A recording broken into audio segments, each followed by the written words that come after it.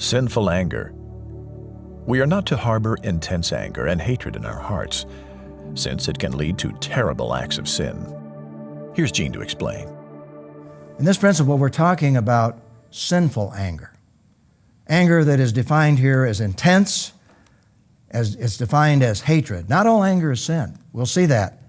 But in this case, we see an illustration of very sinful anger when it happened to Absalom towards his brother Amnon. Now, frankly, the anger is understandable in terms of what Amnon did to their sister. But it turned into deep resentment.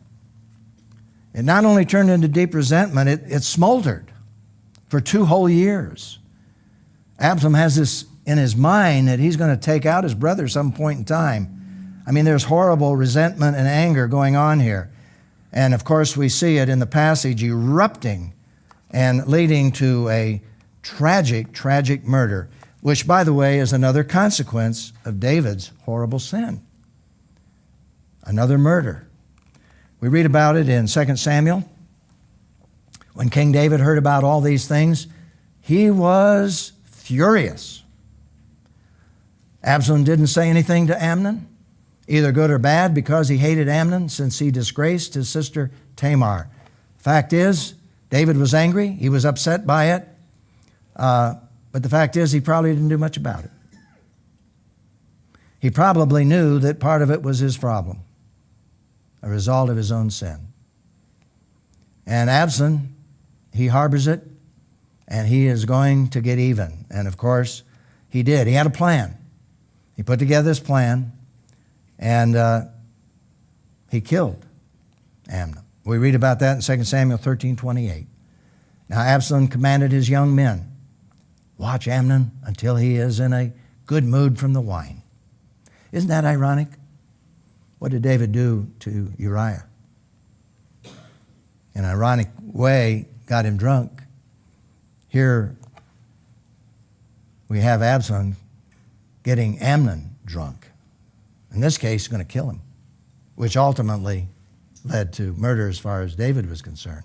When I ordered you to strike Amnon, then kill him. And by the way, that's in essence what David said to his commander and to those who were going to take Uriah's life. This is not your problem, it's my problem. You do what I say. And here we see this repeat. When I order you to strike Amnon, then kill him. Don't be afraid. Am I not the one who has commanded you? Be strong and courageous. Isn't that a repetition of exactly what happened to David and how he handled the situation? And we see now being played out in this horrible way. You know, Jesus addressed this issue in Matthew chapter 5, Sermon on the Mount, when he said, you have heard that it was said to our ancestors, do not murder. That, of course, is the 10th commandment.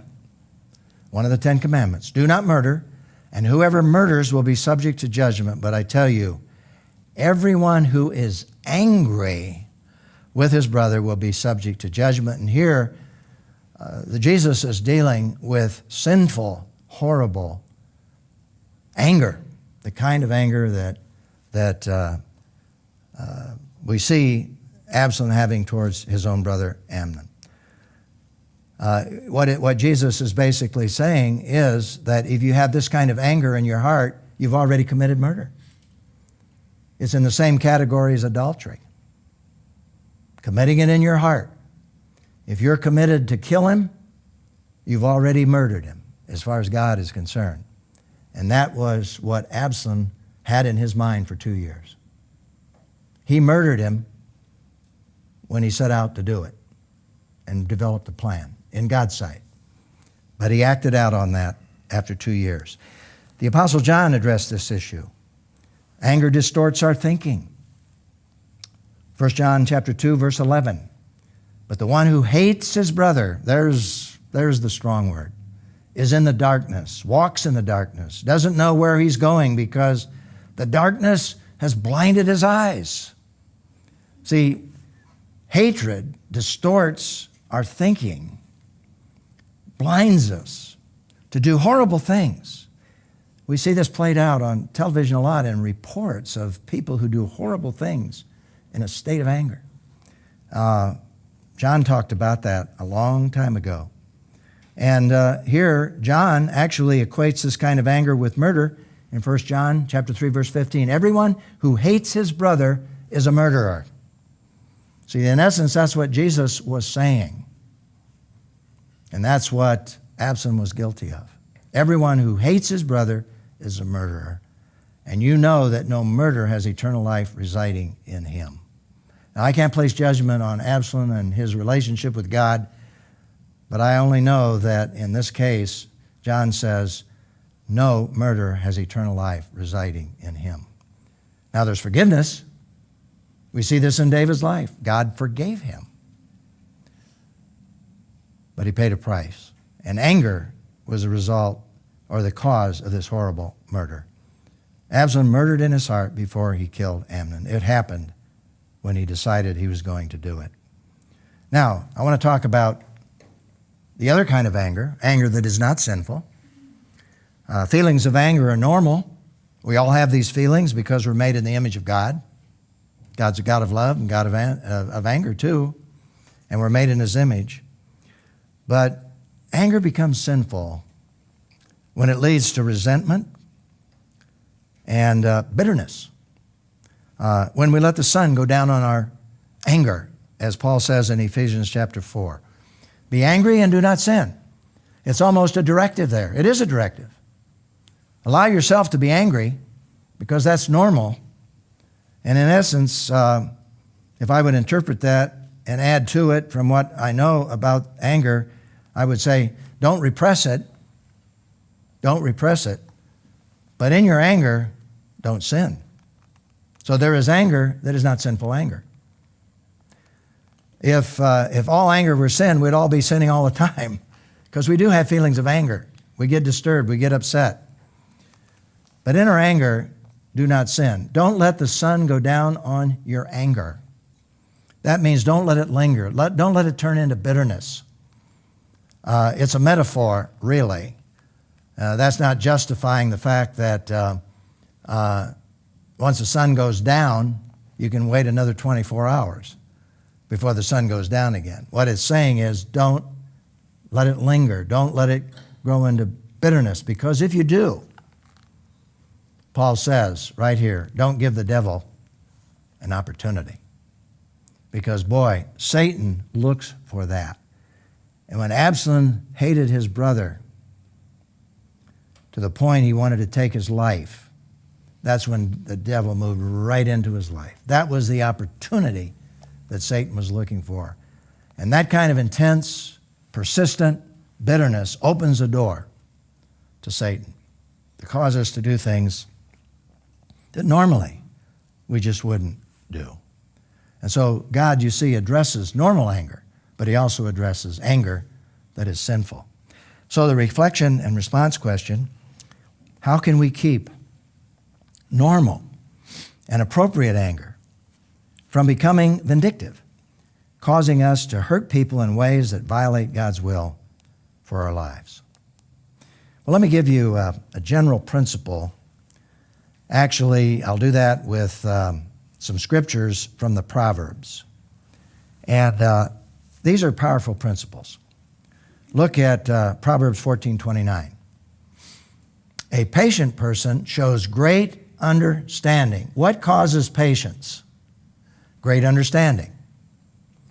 But a quick-tempered one promotes foolishness.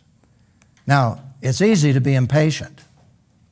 But what this proverb is saying is the more you understand what has precipitated someone who attacks you or does something wrong to you, the more patience that you have in controlling that anger.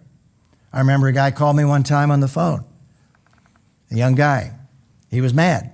He was mad at me. He was mad at the elders of the church. He was mad at the professors at the seminary he was going to. He was mad at his wife. He was mad at everybody. And I was listening to him on the phone. This was after a service one day. I was home and I got this call. And to be honest with you, the more he was attacking, the more angry I was getting. Until I told myself, there's something that's driving this man There's something that's causing him to be this vulnerable to attack me this way and to attack other people I love. And as I developed that concept, I began to listen and I began to control my own emotions because I was trying to understand where he was coming from. I wasn't justifying what he was doing. And the fact is, we met, and I told him we needed to meet because I said to him at one point, you know, we need to talk. And we got together. Then I found out the real cause of his anger. He was blaming everybody, but the real causes of his anger. And we walked through that in about an hour. And by the way, at the end of that conversation, he had tears running down his cheeks, and he said, "You're the first person who's loved me enough to tell me what's wrong with me." In fact, the very next day, he caught me in the parking lot as I was driving out, and he came up again. I rolled down the window, and he said, "I want to tell you, thank you. You're the first person that's loved me enough to tell me what's wrong with me." If I had not developed that perspective of patience to try to understand and help him, I would have only alienated him and probably in my own anger sinned against him. So this proverb is significant. In fact, we have another proverb that's very similar, chapter 17, verse 27. The intelligent person restrains his words, and one who keeps a cool head is a man of understanding. So you see, the more we understand, the more we comprehend, the more wisdom we have, the more we're able to control those feelings that we all have in relationship to our lives and controlling this emotion. You know, there's an interesting thing here in relationship to our children. Now, the fact of the matter is, even as adults, if we repress anger, if we don't deal with anger and express it appropriately, it will automatically lead to depression. 2 + 2 = 4. Repressed anger leads to depression. So how do you express it without being sinful? And that's one of the big challenges. And one of the things that we need to understand, and this is wisdom, I believe, that God can give us, is that when somebody is angry, one of the things that we need to avoid saying is, "Don't feel that way. You shouldn't feel that way." Now, they shouldn't feel that way, but they do feel that way, and to tell them they shouldn't feel that way isn't very helpful. But I found with adults and even with children, particularly with children, if you understand that anger and say in response, you know, you must feel very angry. I've seen children just sort of melt back when they're expressing anger, and you say, you must be very, very angry. For example, a child is angry at their teacher, angry at the fellow students, and you say, you must be very angry. Something must have hurt you today. And all of a sudden, they get honest. And then they tell you what happened to them today, and then you begin to realize they had a right to be angry. A teacher embarrassed them. A student made fun of them. But they're not able to express that until we give them the opportunity to draw that out by identifying with their anger. And that works with adults, doesn't it? We've all experienced it. We don't respond very well when somebody says, "Don't feel that way. You shouldn't feel that way." Well, we do feel that way. How can I overcome that? And one way is to be able to express it, to talk it out, and be able then to avoid acting out in a way that it leads to sinful anger. So here's the principle to live by. We're to not harbor intense anger and hatred in our hearts, since it can lead to terrible acts of sin.